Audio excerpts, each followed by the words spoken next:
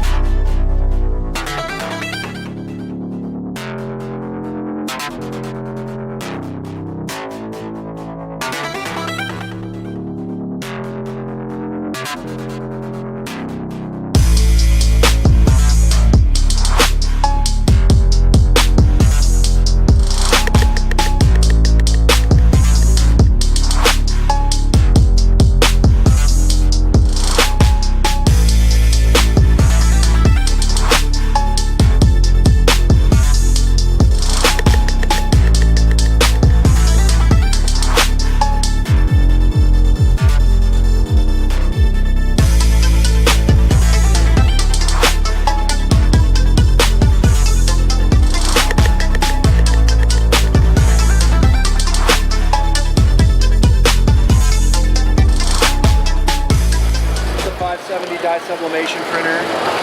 It's 24 inches wide. It's desktop. It's new from Epson. It prints on sublimation paper. We use a heat press to apply the image to a polyester coated substrate, whether it's a hard substrate or a soft substrate. This is dye sublimated. Basically anything that's polyester you can lay flat, that's polyester coating or whatever, and it's white, you can dye sublimate on. Really versatile for apparel, for hard goods. It's really inexpensive. But I heard that once you put the ink in there, you have 60 days to use it? I have not heard that. I have not heard that. That might be, but I don't think so.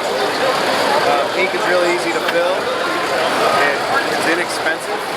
This machine is $2,500.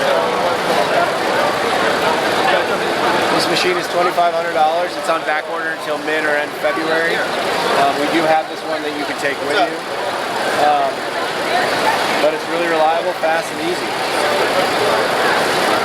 desktop mounted 24-inch die sublimation printer. This thing's pretty sweet. But there's only a few of them available, like actually that you can purchase right now because they're on back order. So if you were looking to get into one, you could take this one away today. Otherwise, you'd have to wait over a month. So it's the whole length of that, because that's not 20. No, this is 17-inch paper, okay. But it goes up to 24-inch. Okay. So you can do roll or sheet feed, whatever you want. And you can buy all the paper from Epson. Buy from us, buy the ink and paper, all from shopmelco.com. Okay, thank you. Yeah, it's really fun.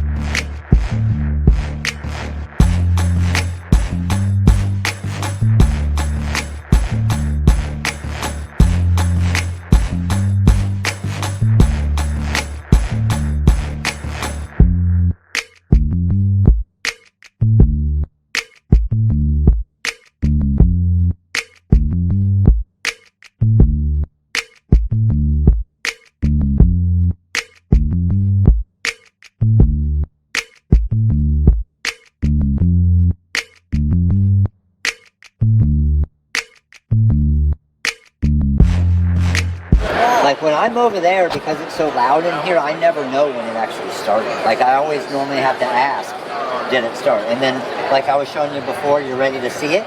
So you just hit 1 to view it. It brings it out for you. And then we just grab our edge and perfect leads. Wow. Wow. So if you're doing like a bigger design, that's where you see the big time saving in it. Yeah. Especially that's where I always get in like with Cricut users and Cameo users. Like to cut a decent sized design like, let's see where that Girl Boss one is. Where did oh, here it is. So like this design. It's a decent sized design. Let's say it's 500 stones. To cut this on the Cameo, that might be a 10-minute cut. To cut it, or the Cricut, probably even a little bit longer. To cut it on this at the speed this is running at, you're probably looking at like 2 minutes to cut it. So you think if you're saving 8 to 10 minutes on every template you cut over the course of a year, calculate that by employee cost, and not only that, because it cuts so clean, and you're not having to punch out all the holes or pick the holes out, the amount of time involved in that. And that's where I always tell people, like people who have a Cricut or the Cameo, is it holding you back? Like, is it taking longer to cut? Is it wasting material? Like, think about all the different material you waste over the course of a year, right? Or all the holes you have to punch out, or the time for that Cameo to cut. Now, it doesn't mean that everybody can afford a graph tech, of course, but that's what I tell people. Hey, you invest in your business in something like this, it's going to pay for itself. And people don't think about that. They say, well, a cutter is a cutter, it cuts it. But as your business is growing, a cutter that cuts it in a tenth of the time, or whatever it is, and doesn't waste $100 of material a year, and doesn't make you sit there and pick out holes for 20 minutes on every one that you make. And that's where people need to look at it and say, okay, then looking at it like that, it's worth it for my business. But for someone who's just starting and doesn't have the budget for it, I would say start with a Cameo or something. Because at least that's doing something for you. And then as your business grows and that Cameo or Cricut's holding you back, that's when you make the move to something like this. But it's just so quiet. It's crazy. Yeah, I was sitting right here. Watch, I'll cut, I gotta get my cut settings down on it, but I'll put some of the reflective in it. Like to do this girl boss design, I'll do some of the reflective here.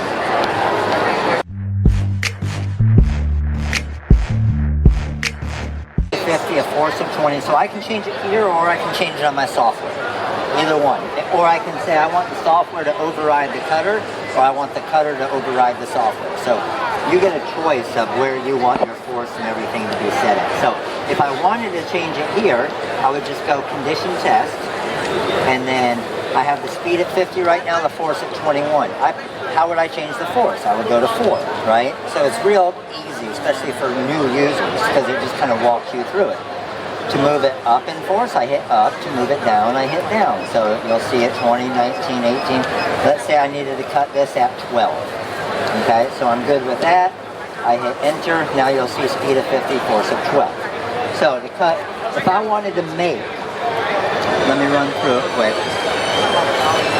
If I wanted to make this girl boss design, like in heat transfer vinyl, like this shirt right here, okay? So that's actually one of our fonts. So to make that design, here's what I would do. Within Corel here, I'm just going to come over here, I'm going to go to my text tool, I'm going to type out, I'll just type out girl so you can see kind of as it's typing. And I'm going to use the twirly font, okay? So this is just a font that our artist drew all the letters and adds all the stuff to it. So I'm going to go girl. And did I do it uppercase? Yep. So, girl boss. And then I want to add that tail and everything to it. So, I just do the left parentheses and it adds that. And I'm done. I just created that design. If I want to do an explanation point, so it has all these different additions to the font as well. So, I want that left parentheses one. Now, to get this ready for a cut, I want to make it cut as clean as possible. So, I'm going to edit a few things with it. The first thing is because it's a script, I always have to weld it together, because if I go into my wireframe here, you'll see where those are all connected, and it's going to cut those. So it's going to look like crap when you press it onto the shirt, because it's going to have all of those cut lines. So I'm just going to come up here and hit weld. All of that's welded together now. Now, I like to go in here and edit this too. So I'm just going to highlight those nodes, hit delete, highlight this, and see how it's just smoothing it out so it looks a whole lot nicer. So I'm going to spend an extra 30 seconds on this design just to make sure it's nice and clean. So that looks nice and clean there. And then let's see if I have any areas over here, right here. So I'm going to highlight those. And you can see I have it set up here to freehand, and that's how I'm drawing around it instead of that square going around it. Most of you, when you guys are doing it, it'll do this. It's set to rectangular, so if you try to draw around it, it's only going to draw a rectangle. So let's say I wanted this, this, and that. Well, it might select this other one and I don't want it to. Well, when I have to set to the freehand, I can say, okay, I want it to get that, that, this, and that. So it's a lot easier just to select stuff. So now that I have that, I want to show what it looks like on a shirt real quick for the customer. So they want it in glitter, let's say. And we're going to do it in the cherry glitter. Click on the glitter. What size do we want it? We want it to be, let's say, around 9.8 inches. I want to throw it on a long sleeve shirt. I click on the shirt, and there's my mock-up ready to show them. They want the shirt to be yellow. I can click on a yellow shirt, purple shirt. I can change it to anything I want. If they have a specific shirt, as you know, you want it on that exact orange shirt, you send me an image of that shirt. You can take one of you wearing it, or you can take one from the website, wherever, and I can just throw it into the software quick, and now it's in there forever. So any of your popular shirt distributors that you get from, whether it's Bella or Sanmar or whatever, you can put all of their shirts. So if you're doing screen printing, you want to show exactly what the screen print designs. So it doesn't have to be heat transfer vinyl, it doesn't have to be rhinestones. It can be direct to garment, screen printing, embroidery, anything. So now that we have that, we want to cut this. I want to get my price in glitter first, so I'm going to click on my little money sign here. I have 78 cents worth of cherry glitter. So it'll break all your pricing down for you, show you exactly what you have in material cost. Now I want to cut it. So I'm going to go to templates and I'm going to do my vinyl overcut. So if I right click on it, you can see it put the weed box around it, it mirrored it, and then it also did that vinyl overcut feature to make it easier to weed. So now that we have that, highlight my design, I'm going to go to launch and cut plot CM4. Cutting Master 4 is the cut software for the GraphTech. Here's my design. So I'm going to come over to my cut settings and I want a force of, let's say, 12. So I'm going to come down, make sure my origin is set here. I should have plenty of room there. And let's get off of my menu here. And it says ready. So let's go send here. And when I'm first cutting this, I'm just checking quick because I haven't done a test cut on this. And all I'm doing is I'm making sure it's not cutting all the way through. So a really nice thing about, I can see my cut's a little bit deep, but it's okay. It's not cutting through. But the nice thing about the GraphTech, if it started cutting through right off the start, I could have hit pause and changed all of my settings. Where with most cutters, as soon as you start cutting it and it's cutting through, your material's wasted. And now you gotta do it again. So it's really nice to be able to stop right in the middle of a job, change your force, change your speed, whatever you want, and that's done already. Do you know if that's a feature on the, just on the 7,000? The 6,000, 5,000, both of them have that. Because I have Yep. the 5,000, so You're gonna I use didn't know the I could do pause. that. I would have to So hit that's, pause. you'll see pause on it. Yeah. The buttons are a little bit different. Yeah. But just hit the pause, then go into your condition, and you can change your settings right in the middle. Okay. So again, what's cool and I love is I want to view it, so I hit 1. That brings it out. Now I can trim it off, and then I hit 2 to go back home, and I'm ready for my next cut. So let's hit 1. Let's trim this out here. Hello. And we'll actually press this onto a shirt. I'll show you how easy it is. So, have you weeded the reflective at all? Have any of you guys? It's so easy. Yeah. And what I love about the reflective, it has such a soft feel to it as well. Awesome, thank you. Oh, when I first got it, So I can see all my cut lines pretty easy. I could not get it. I quit. Oh yeah, did you? I quit. And I know that this is going to weed perfect. I don't even really need to pay attention to it. I can just kind of rip at it. And I know it's going to be good. So around there, so this edge here.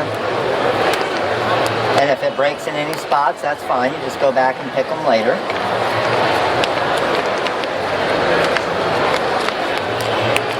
But how most people are when they're weeding something like this, you're real careful, you're scared something's going to pull up. I know with this cutter and this material, I don't have to worry about anything pulling up. So let's grab my edge here. Really? Good to go with that. You got that 15 on the big one. I have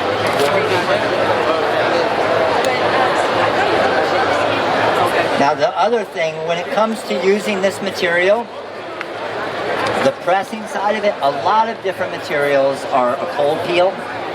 This one is one that's an actual warm or hot peel, which obviously saves you a lot of time because you aren't having to wait 30 seconds, a minute to start pressing it. I use a marble slab. Yeah, cool it down quick.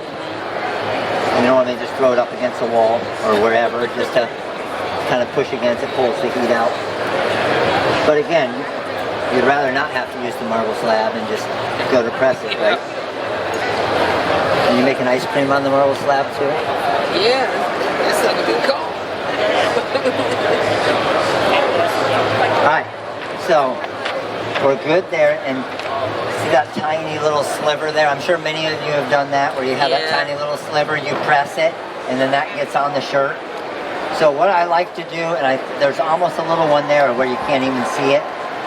Sometimes if I have that, I'll just trim around the edge just to make sure that that's not going to go on a shirt. So to press this now, what I'm going to do is bring it over here. Let me grab a shirt. J America Glitter shirts here.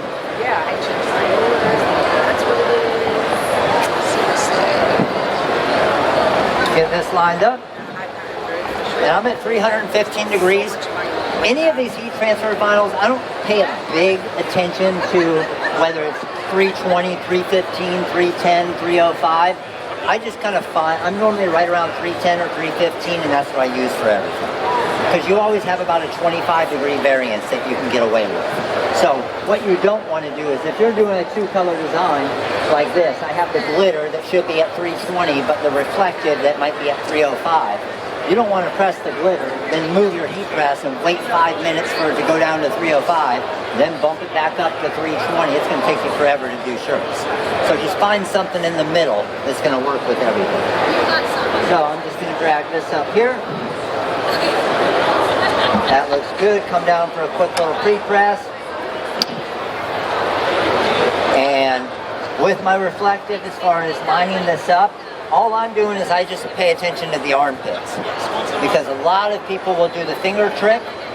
Downfall of the finger trick is if you're pressing it onto or screening or whatever you're doing onto a V-neck, the finger trick isn't going to work. If it's a collared shirt, it isn't going to work. If it's a deep scoop neck, it isn't going to work. The one thing that works with everything is the armpits. They always go right across the middle of the chest. So no matter if you're doing a sweatshirt, a jacket, a t-shirt, a onesie, it works the same for everything. So I'm looking at armpits. I know about the middle of my design. I'm gonna write it out there, looking at the left edge, looking at the right edge. That looks pretty good to me, and I'm gonna go ahead and press. Now most of you are probably looking at my cover sheet saying, why didn't he use the cover sheet? Because that would have taken me 10 seconds to go get that and put it on. Well, if you can save 10 seconds on 100 shirts, that's a lot of time, right? So because I have this, my carrier sheet covering it, it's protected. The only downfall is you just want to make sure, especially if you're doing white shirts, your press isn't dirty at all.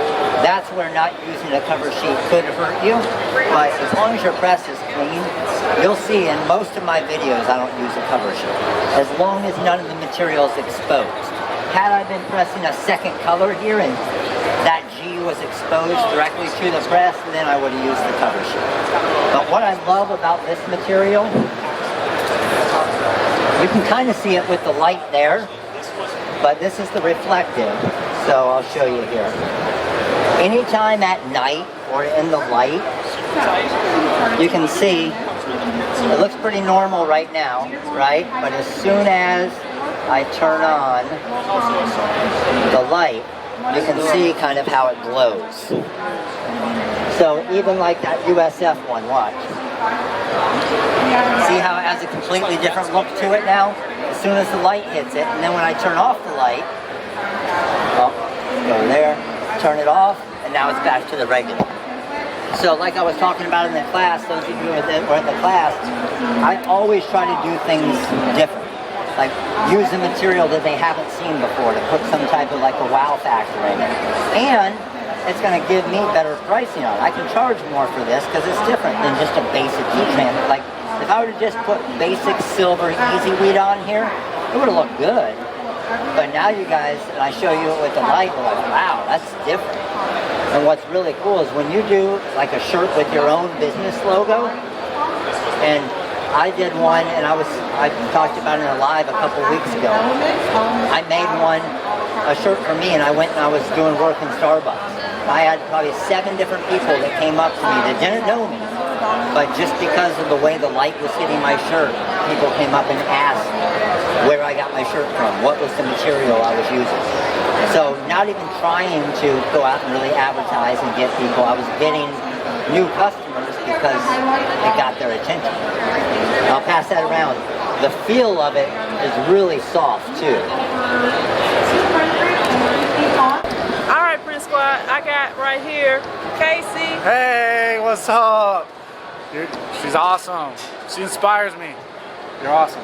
right, Yeah, little small shop, right? And so I'm a small shop, so I like seeing everything she does to HTV, to decals, and screen printing. So. All right. Yeah. Thank you. I appreciate you. Yeah.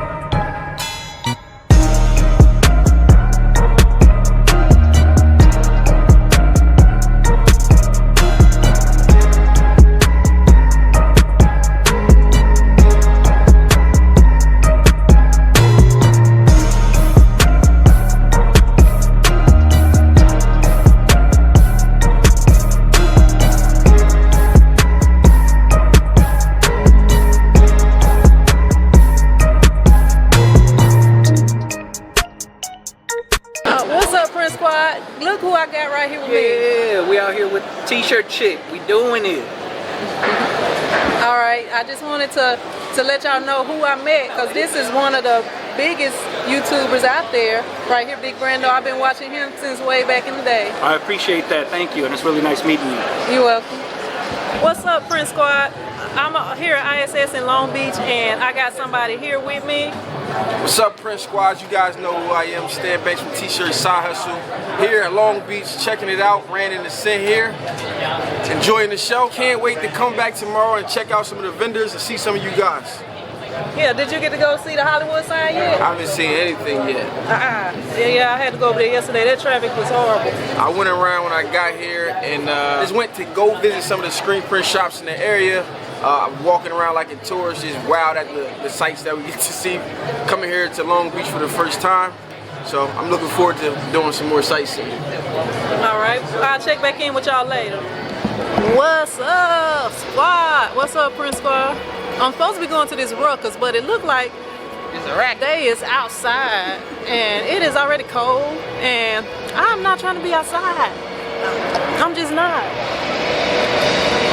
You know, I like to be warm. I don't like being outside and stuff like that. And I'm smacking on this gum again. Don't nobody say nothing about it in the comments either. But me and Scoob going over here. Y'all know Scoob, she a real party animal. Look at her, y'all see? Party on.